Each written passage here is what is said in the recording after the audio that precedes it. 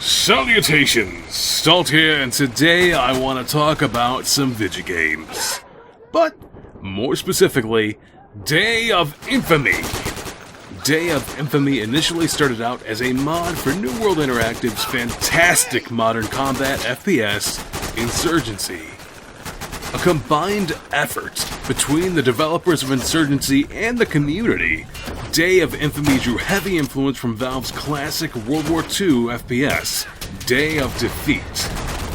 The mod was so heavily influenced, in fact, that the developers reached out to Valve, and Valve were so pleased with the idea of a spiritual successor to Day of Defeat that they licensed another use of the source engine to NWI, encouraged remakes of the classic Day of Defeat maps, and even allowed them to use art and assets from the original titles. As much as I was really hoping to hear more about Sandstorm, which is actually the Insurgency remake using the Unreal Engine, at E3 this year, they announced and shortly after released an early version of Day of Infamy as a standalone title. If you're new to Insurgency and Day of Infamy's style of play, they seek to provide a much more immersive and intense combat experience, simulating suppression, a painfully short time to kill, and a free aim system. Free aim is a fluid method of discouraging the standard run-and-gun behavior while rewarding precise movements and awareness. Unlike other FPS games, when not aimed down your sights, your weapon is not locked to the center of the screen, and recoil is exaggerated. This system has been in development since Insurgency was still a source mod, and with a little bit of practice, actually feels very smooth and natural. There are 3 styles of play, with a bunch of different objective types. The first that I'll talk about, because it's my favorite, is the co-op mode. You, 7 other players, and a smattering of friendly bots face off against relentless AI hordes on either the attacking or defending side, capturing and defending objectives. Co-op is a great place to learn the mechanics, despite how difficult it can be with certain bot settings. Much like in the other multiplayer modes, your team's respawns are limited by their actions. In certain modes, you actually won't respawn until the next objective is captured, giving a very definitive loss condition that's, when averted by being the last player alive and kicking ass until reinforcement shows up, feels really great.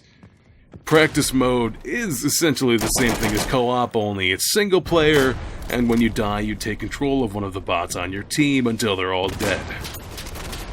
The most populated game modes are in the multiplayer category, where you face off against a team of other players in some of the most iconic battles of World War II. To call this game brutal in comparison to other multiplayer first-person shooters is a little bit of an understatement. If you aren't careful and just try to run into combat like a maniac, you will be swiftly put down by one bullet from nearly any weapon from someone you probably didn't see because you weren't paying attention. Instead of charging and hoping your opponents have the stormtrooper training, you are encouraged to use cover and teamwork to advance on objectives and outplay your enemies. There are currently a slew of different game modes in multiplayer, and a bunch of maps spanning the breadth of the war in Europe. I know I've been dodging claiming any definitive numbers for the map count, because just like Insurgency, Day of Infamy has their fantastic one-click workshop implementation, allowing the modding community to easily create and distribute content. NWI are actually soon finishing the Game Banana and MapCore Day of Infamy mapping contest, which is sponsored by Corsair, and from the looks of it, it's been a pretty tough race with a lot of really strong contenders. The workshop customization goes beyond maps, however, and allows you to reskin your view of your weapons, soldiers, and sounds, no matter how ridiculous they might be. Something that older players of games like Counter-Strike are no stranger to, but has become more rare with the advent of paid skins and crates. My biggest criticism so far involve a lack of variety in weapon choice after you've chosen a kit, and the cold, scared eyes of the soldiers as they stare you down in the kit selection screen. Seriously, I'd heard about the 1,000-yard stare before, but these guys are looking at the camera like you just touched their no-no place. As an early access game, Day of Infamy has its share of bugs, but remains a very solid title, and I'm definitely looking forward to seeing the finished result, which is actually predicted to release Q1 of 2017. Valve really didn't have to help New World Interactive out with this, and I imagine there are very few companies who would so willingly share assets from their IP so that someone else could make a successor to their franchise.